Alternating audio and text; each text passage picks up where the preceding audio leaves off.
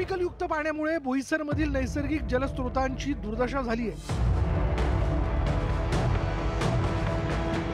इतकंच नव्हे तर विहिरी आणि कूपनलिकांमधील पाणीही दूषित झालंय।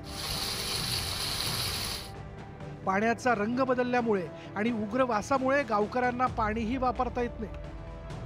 बोईसर तारापूरमधून MIDCत 1250 पेक्षाही जास्त लहान मोठे कारखाने आहेत। त्यातील अनेक कारखान्यांकडून केमिकलवर प्रक्रिया केली जात नाही। केमिकल माफिया रासायनिक सांडपाणी टँकरनं नैसर्गिक स्रोतांमध्ये सोडून देतात, मात्र त्यावर महाराष्ट्र प्रदूषण नियंत्रण मंडळ आणि संबंधित विभाग कोणतीही कारवाई करत नसल्याचा आरोप स्थानिकांनी केला। मला अजूनही समजत नाही की MPCB म्हणा किंवा MIDC म्हणा, हे ह्या सर्व या दोन्हीच्या संस्था ज्या आहेत नियंत्रण करणाऱ्या, हे कारखानदारांना का पाठीशी घालतायत हे न समजण्याच्या पलीकडे आहे।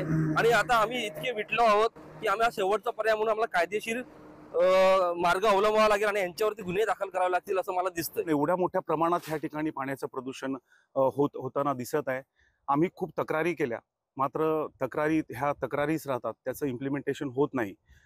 मागेच आम्ही 1-1.5 महिन्यापूर्वी शिष्टमंडळ घेऊन गेलो होतो, मात्र MPCBनी आश्वासनच दिले, कृती मात्र केली नाही।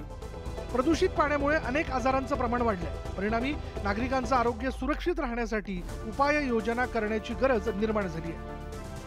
पाईप लीक असेल ते पाणी आमच्या गावात येऊन शिरतो, टाक्यांमध्ये शिरतो, तेच पाणी आम्ही कधी कधी पितो आणि कधी कधी बाहेर विकत आणावं लागतं। ते पाणी पिलं तर आजार झाला, त्याला कारणीभूत कोण?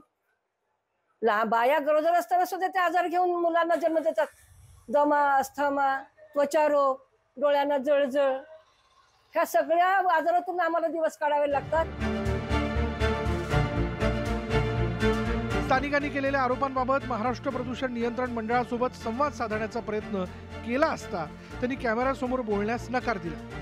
तर स्थानिकांना रोजगार मिळेल म्हणून 40 वर्षांपूर्वी बोईसर तारापूर MIDC उभारण्यात आली, मात्र आता हीच MIDC अनेक आजारांचं उत्पादन करते असं म्हटल्यास अतिशयोक्ती होणार नाही। राहुल पाटील, न्यूज 18 लोकमत, पालघर।